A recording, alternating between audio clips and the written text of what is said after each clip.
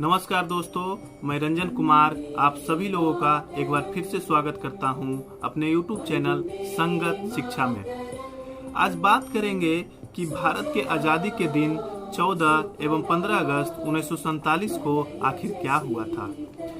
आज़ादी के दिन दिल्ली में शाम से ही जोरदार वर्षा हो रही थी। फिर भी उस दिन करीब रात 9 बजे दिल्ली में रायसीना हिल्स के पास लगभग 6 लाख लोग जमा हुए थे।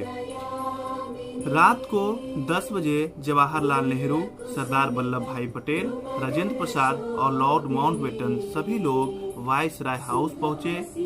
आपको बताता चले कि यहाँ पर एक विरोधाभास यह दिखाई देता है कि जिस समय राजधानी दिल्ली में स्वतंत्रता की तैयारी चल रही थी, उस समय देश के राष्ट्रपिता गांधी जी इसके हिस्सा नहीं थे और वो बंगाल के नौवाखाली में अनशन पर बैठे हुए थे, क्योंकि वह बंगाल में हिंदू मुस्लिम एकता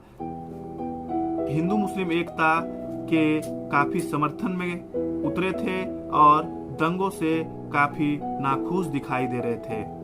जब नेहरू और पटेल ने इस जश्न में उपस्थित होने का उन्हें खत लिखा तो गांधी जी का जवाब आया, भला मैं कैसे इतनी हिंसा को छोड़कर उपस्थित हो सकता हूँ। दोस्तों, तय यह किया गया था कि नेहरू जी का स्पीच 12 बजे से पहले हो जानी चाहिए और ठीक वैसा ही हुआ। कुछ मिनट पहले भाषण को खत्म कर दिया गया था तथा 12 बजे आजादी के शंखनाद की पुकार भी आ गई। इसी के साथ पूरा देश इस खुशी से झूम उठा, क्योंकि 200 वर्षों के बाद स्वतंत्रता का एहसास होने लगा था। परंतु इस खुशी के साथ साथ गम भी हाथ लगा था, क्योंकि भारत के विभाजन के चलते करीब 3,46,737 वर्ग किलोमीटर का क्षेत्रफल और करीब 8 करोड़ 15 लाख की जनसंख्या का संबंध हमसे टूट चुका था।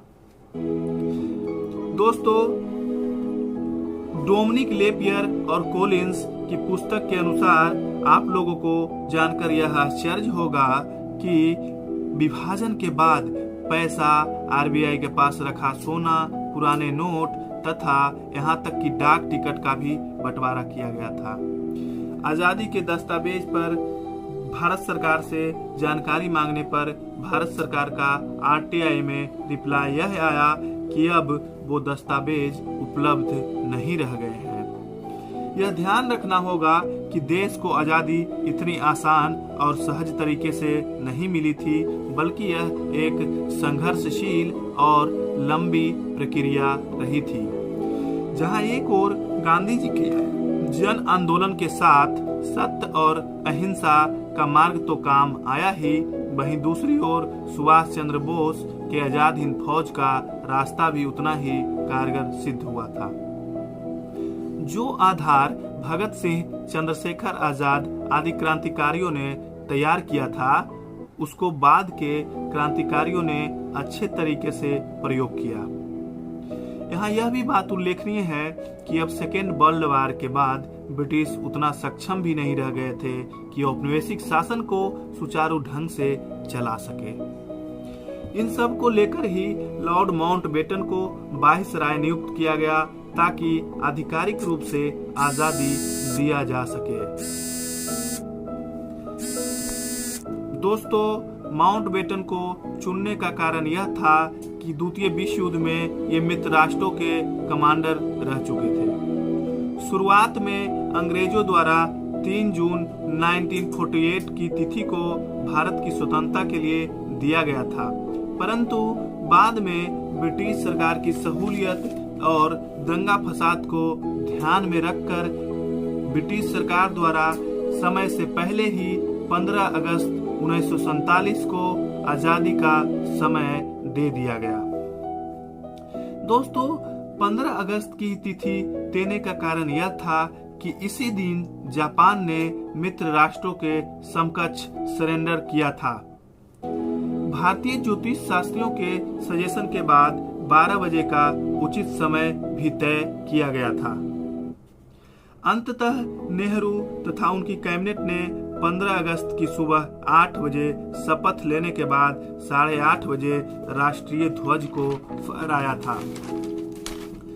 अब बारी थी अंग्रेजों के विदाई की, जहां पहली खेप 17 अगस्त 1947 को गया तथा अंतिम विदाई आधिकारिक रूप से 27 अगस्त 1948 को कर दिया गया।